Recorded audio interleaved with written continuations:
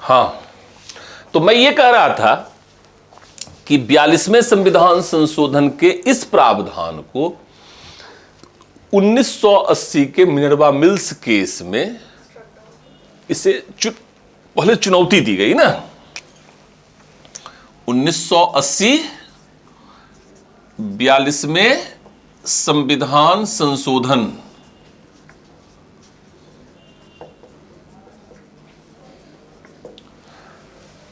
उन्नीस सौ 42वें संविधान संशोधन के इस प्रावधान को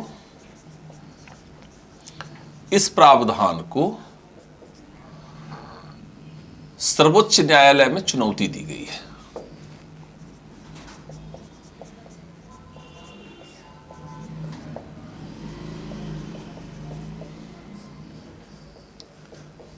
और सुप्रीम कोर्ट ने इसे अवैधानिक घोषित कर दिया।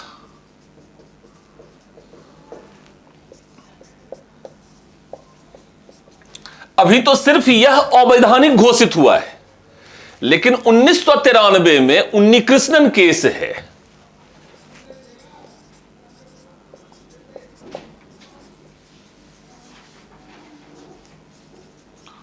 उन्नीकृष्णन केस में सर्वोच्च न्यायालय ने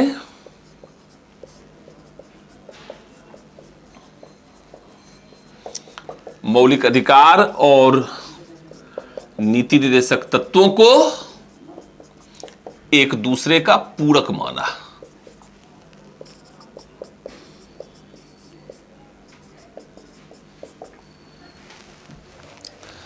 बट ये तो लिख लेंगे इन 1980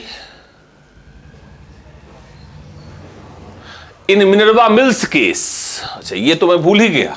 1980 में मिनर्वा मिल्स केस में, मिनर्वा मिल्स केस में 42वें संविधान संशोधन के इस प्रावधान को सर्वोच्च न्यायालय में चुनौती दी गई। In 1980, in Minerva Mills case, the provision of 42nd Amendment challenged before Supreme Court. Supreme Court declared this provision null and void.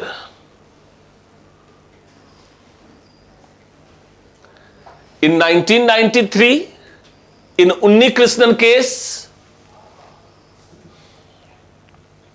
Supreme Court said that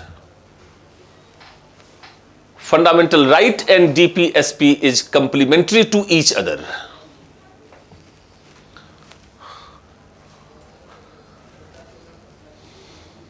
clear है मेरी बात? कंप्लीमेंट्री का मतलब यह है कि fundamental right promotes DPSP and DPSP promotes fundamental right. Both makes each other meaningful. अधिकार के बिना विकास हो तो वह विकास निरर्थक है। सऊदी अरब में देखिए, यूएई में देखिए, धन बहुत है लोगों के पास लेकिन अधिकार नहीं है, तो वैसा विकास भी निरर्थक है। और अधिकार हो और विकास ना हो तो भी वह निरर्थक है। अर्थात मौलिक अधिकार और नीति निर्देशक तत्व दोनों एक दूसरे को अर्थपूर्ण बनाता है, एक दूसरे को महत्वपूर्ण बनाता है। इसलिए दोनों एक दूसरे के पूरक हैं। इसलिए संविधान का दो महत्वपूर्ण भाग अर्थात भाग 3 मौलिक अधिकार और भाग 4 नीति निर्देशक तत्व संविधान की दो खूबसूरत आंखें हैं। आप दोनों में से किसी भी आंख को कम महत्वपूर्ण नहीं बता सकते। और यह बिल्कुल सही बात है। मुझे लगता है कि भाग 3 और भाग 4 जो है संविधान का सबसे इंपॉर्टेंट जेम्स एंड ज्वेल्स है। इससे अधिक मूल्यवान कोई भी नहीं हो सकता, इसलिए दोनों में कंपैरिजन नहीं कर सकते हैं। इसका मतलब दोनों एक दूसरे का पूरक है, दोनों में पूरकता का संबंध है। मेरी बात क्लियर है या नहीं है क्लियर? इसके पश्चात जो है मैं सिर्फ एक गाइडलाइन दे देता हूं आपको कि भारत सरकार ने या बिहार सरकार ने नीति निर्देशक तत्वों को लागू करने की दिशा में क्या प्रयास किए। तो मैं सिर्फ एक गाइडलाइन इसके लिए देना चाहता हूं। यह बड़ा सिंपल एंड बड़ा बहुत ही सिंपल है।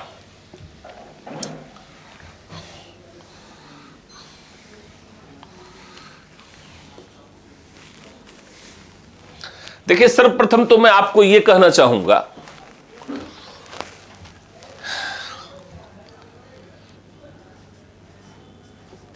नीति निदेशक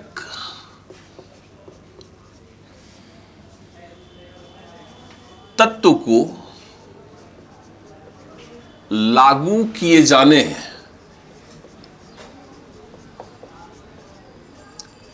की दिशा में किए गए प्रयास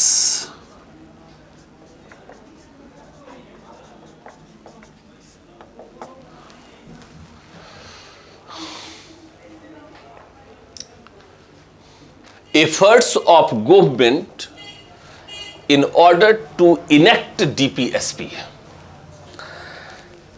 मेरे कहने का अर्थ यह है कि यद्यपि संविधान निर्माताओं ने डीपीएसपी को अनइनफोर्सेबल एवं नॉन जस्टिसिएबल बनाया है, अर्थात अपरिवर्तनीय और गैर न्याय योग्य बनाया है, लेकिन भारत सरकार ने स्वतंत्रता प्राप्ति के पश्चात से लेकर आज तक नीति निर्देशक तत्वों को लागू किए जाने की दिशा में अत्यंत ही गंभीर रही है। और आज भी, और प्रत्येक सरकार, देखिए ये तो गैर ऐतिहासिक दृष्टिकोण है कि यह कहना कि 70 सालों में कुछ नहीं हुआ,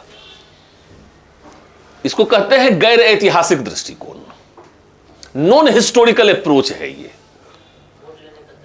न वोट लेने का तरीका, वो तो खैर राजनीति है तो वोट लेने का तरीका तो होगा ही होगा, लेकिन आप लोग छात्र हैं तो मैं आप लोगों से कहना चाहता हूं कि इसको कहते हैं नॉन हिस्टोरिकल अप्रोच। हम ये जरूर कह सकते हैं कि हम और बेहतर प्रयास कर सकते थे, लेकिन हमारी चुनौतियां भी उसी तरह से थी। एक ईमानदार शासन के माध्यम से, भ्रष्टाचार मुक्त शासन को स्थापित करने के माध्यम से हम एक और बेहतर प्रयास कर सकते थे।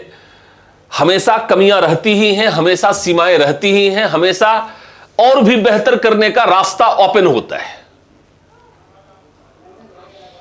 सर्वश्रेष्ठता का कोई पैमाना नहीं होता है, आदर्श की कोई सीमा नहीं होती है, इसलिए हर सरकार में आप कुछ ना कुछ कमियां निकाल सकते हो, यह बहुत आसान है। लेकिन यह मान लेना कि कुछ भी प्रयास नहीं हुए हैं, यह एक नॉन हिस्टोरिकल अप्रोच है। आप इतिहास को नहीं मानते हो, तो जो इतिहास को नहीं मानते हो वो खुद इतिहास के विषय बन जाते हैं। मैं आपको सही में बतला दूं, जो इतिहास नहीं मानते वो इतिहास के पन्नों में खो जाते हैं। इसलिए इतिहास को मानना चाहिए। इसीलिए मैं कह रहा हूं कि प्रत्येक सरकार ने हम अपनी क्षमता के अनुरूप, भारतीय संसाधनों की क्षमता के अनुरूप, प्रत्येक सरकार ने नीति निर्देशक तत्वों को लागू करने की दिशा में गंभीर प्रयास किया, क्योंकि यह लोकतंत्र है।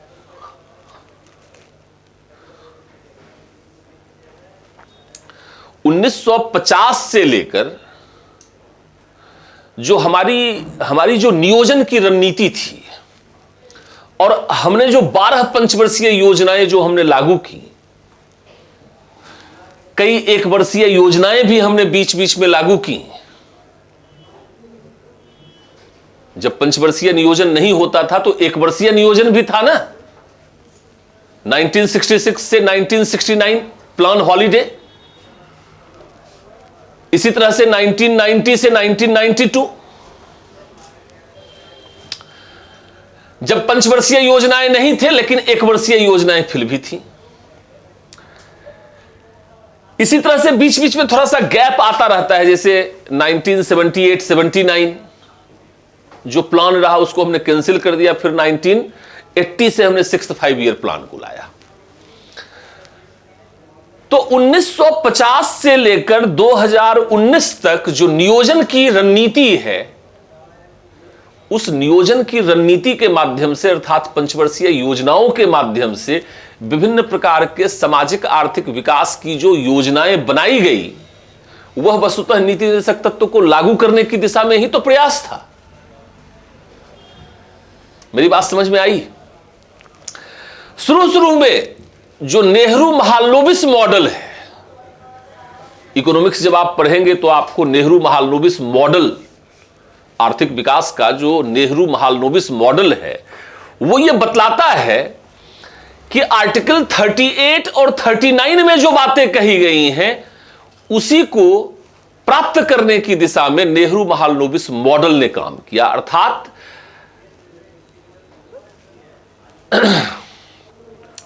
जो आर्टिकल 38 और 39 में जो कहा गया कि संसाधनों पर किसी का नियंत्रण स्थापित नहीं हो, संसाधनों पर किसी का एकाधिकार स्थापित नहीं हो और संसाधनों का समुचित और समान वितरण सुनिश्चित किया जाना चाहिए,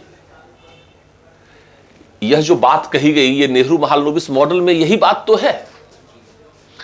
और 1969 में जो एमआरटीपी एक्ट था वह भी तो एकाधिकार को रोकने का ही प्रयास था ना, monopoly restricted trade prohibition act, अर्थात एकाधिकार को समाप्त करने के लिए हमने 1969 में एमआरटीपी एक्ट लाया था। तो जो पंचवर्षीय योजनाएं हैं वो सीधे सीधे जो हैं वो बतलाती हैं कि निर्देशक तत्व को लागू किए जाने की दिशा में हमने गंभीर प्रयास किए हैं।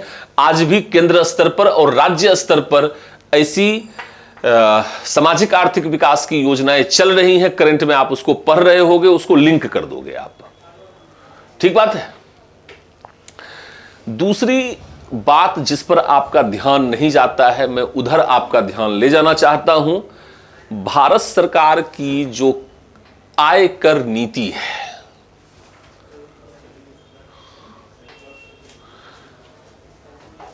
जैसे आज कर दिया गया कि 5 लाख से नीचे जिनका इनकम है उनको 0% टैक्स, 5 से 10 के बीच में जिनका इनकम है उनको इतना % टैक्स, 10 से 30 के बीच जिनको है उनको इतना % टैक्स, उससे ज्यादा जिनको है उनके लिए इतना % टैक्स। तो जो हमारा स्लैब है 30% टैक्स, 10% टैक्स और 0% टैक्स, यही स्लैब है ना हमारा।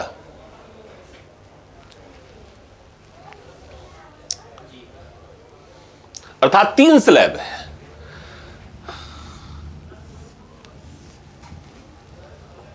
अर्थात जो गरीब हैं उनसे हमने कर नहीं लिया और जिनके पास आय है उनसे हमने कर लिया,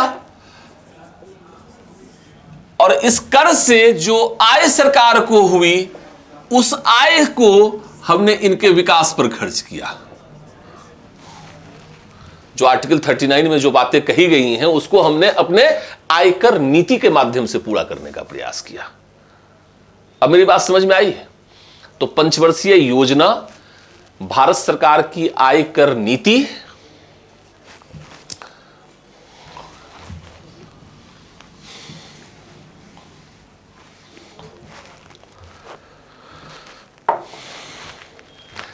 इसके अलावे जो है आप देखिए, जैसे अब मैं कुछ अमेंडमेंट्स की बात करता हूं। जैसे जो हमारा फर्स्ट अमेंडमेंट था,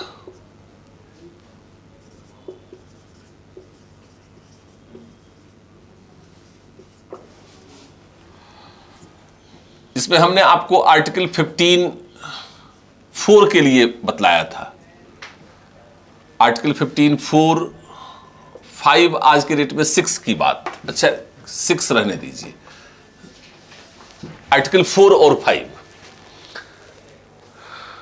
आर्टिकल 15(4) और 5 दोनों को जोड़ा गया ना फर्स्ट अमेंडमेंट में, और फिर 93rd अमेंडमेंट में जोड़ा गया ना, first amendment and 93rd amendment. यह क्या कहता है? सामाजिक आर्थिक रूप से जो वर्ग पिछड़े हुए हैं उनके उत्थान का प्रयास। सामाजिक, शैक्षणिक रूप से पिछड़े वर्गों का उत्थान, पिछड़े वर्गों का उत्थान।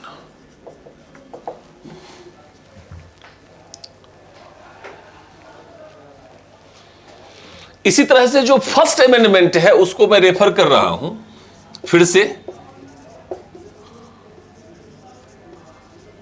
अर्थात प्रथम संशोधन अधिनियम आर्टिकल 31A भूमि सुधार अधिनियम।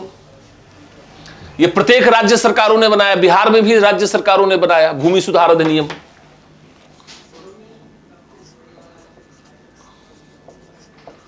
भूमि सुधार अधिनियम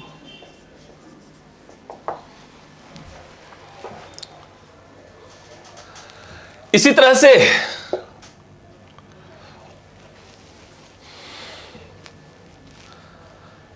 अगर हम 73rd अमेंडमेंट को देखें, 73वें संविधान संशोधन को देखें, तो पंचायती राज आर्टिकल 40 को हमने लागू करने का प्रयास किया, और शुरू से ही आर्टिकल 50 को हमने लागू किया। न्यायपालिका व कार्यपालिका का पृथक्करण,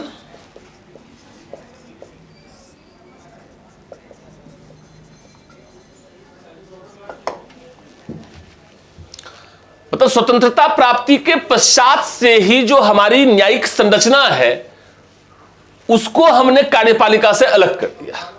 चूंकि अंग्रेजी शासन काल में न्यायपालिका और कार्यपालिका दोनों एक दूसरे से जुड़ी हुई थी, लेकिन जैसे ही हम स्वतंत्र हुए हमने आर्टिकल 50 को लागू कर दिया, न्यायपालिका और कार्यपालिका को अलग अलग कर दिया। इसी तरह से आर्टिकल 51 को देखो आप, नेहरू का पंचशील अंतर्राष्ट्रीय शांति को स्थापित करने का प्रयास करता है। हमारी जो गुट निरपेक्षता की नीति है,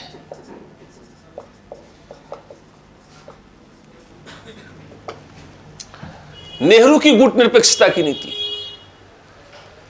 आर्टिकल 51 अंतर्राष्ट्रीय शांति पर आधारित है। गुजराल सिद्धांत 1996, भारत की परमाणु नीति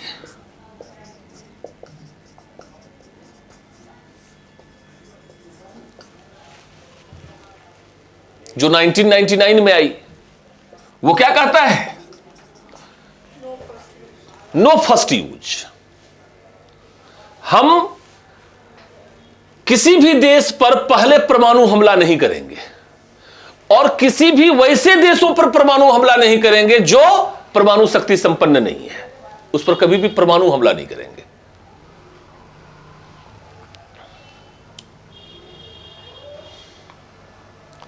अर्थात अंतर्राष्ट्रीय शांति और व्यवस्था को स्थापित करने के लिए जो भारत की जो विदेश नीति है उसमें हमेशा जो है आर्टिकल 51 पर हम लोगों ने फोकस किया है, अंतर्राष्ट्रीय शांति व सुरक्षा। इसी तरह से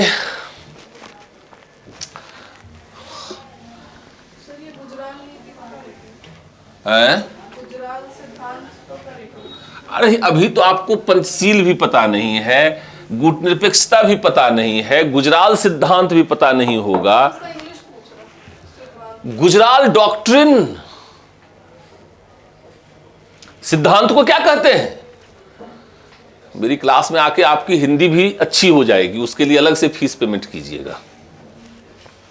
और हिंदी वाले जो हैं वो इंग्लिश लर्निंग का भी पेमेंट कर दीजिएगा। हैं?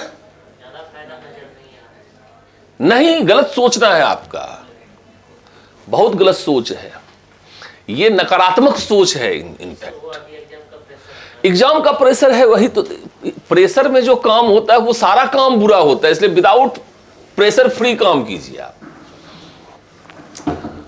आप देखिएगा, मैं आपको बतलाता हूं, आप शांतिपूर्वक जो पढ़ते हैं उसको एग्जामिनेशन हॉल में आप हमेशा यूज कर पाएंगे। एग्जामिनेशन के समय जल्दीबाजी में जो पढ़ते हैं वो सब वहां पर जाकर कंफ्यूजन का कॉज बनता है और गलतियां बनती हैं उससे। इसलिए हमेशा दबाव मुक्त तैयारी। और इंग्लिश इसलिए आना चाहिए, इसका बेनिफिट आपको इंटरव्यू में मिलेगा, चाहे वो किसी भी चीज का इंटरव्यू हो।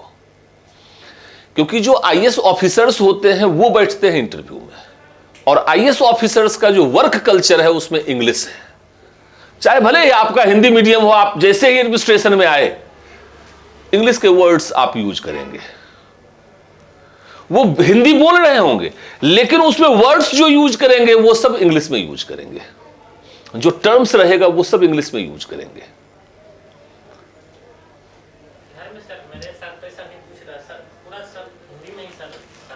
नहीं, आप कभी भी हो सकता है आपके साथ कोई ऐसा मेंबर आ जाए जो इंग्लिश में वर्ड्स यूज करता रहे।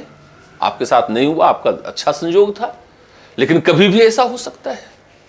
इसके लिए तैयार रहना है आपको कि एटलीस्ट जो वर्ड्स है वो सब आपको थोड़ा बहुत पता रहना चाहिए, और तैयारी की कोई सीमा भी नहीं होनी चाहिए। मान लीजिए कि अचानक, जैसे मान लीजिए कि मेरा साइंस एंड टेक खराब था, टेक्नोलॉजी वाला पार्ट खराब था, तो वो हमारी सीमा थी।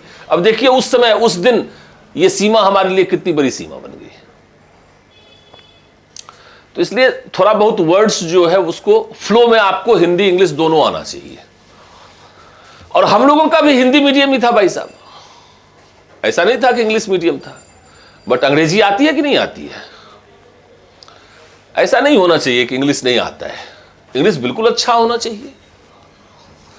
आज का ग्लोबल लैंग्वेज है वो। खैर, अभी मैं ये बतला रहा हूं कि आर्टिकल 47 लिखेंगे बिहार के संदर्भ में, शराबबंदी।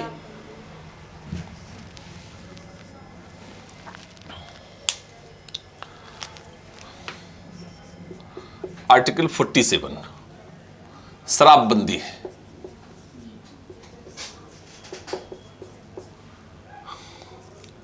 आर्टिकल 48A पर्यावरण संरक्षण और वन्य जीव संरक्षण के लिए कानून बनाए गए हैं या नहीं बनाए गए हैं? बिहार में भी लागू है या नहीं लागू है? नहीं लागू है? है? नहीं, हर जगह लागू है। आर्टिकल 49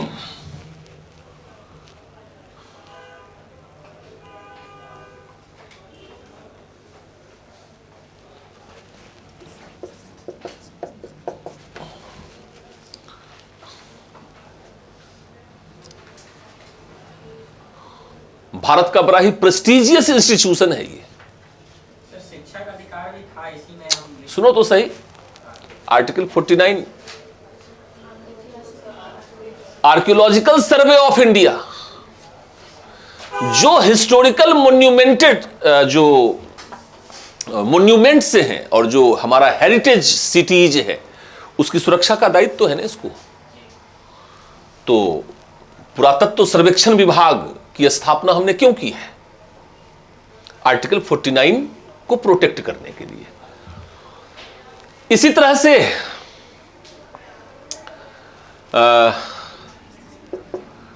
आर्टिकल 48 पर ही आते हैं आप, कृषि और पशुपालन।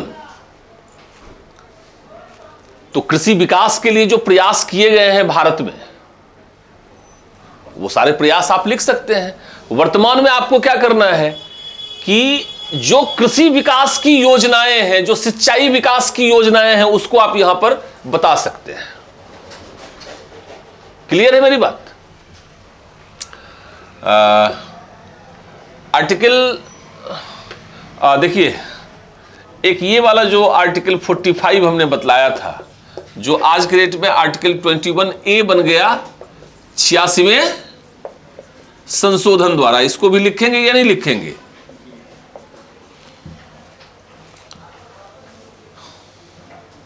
इसी तरह से न्यूनतम मजदूरी के संबंध में कानून है या नहीं है? कानून, न्यूनतम मजदूरी कानून,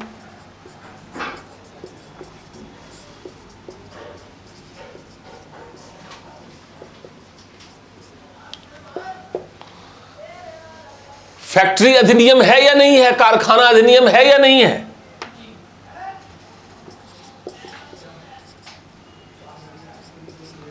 मजदूर कानून है या नहीं है?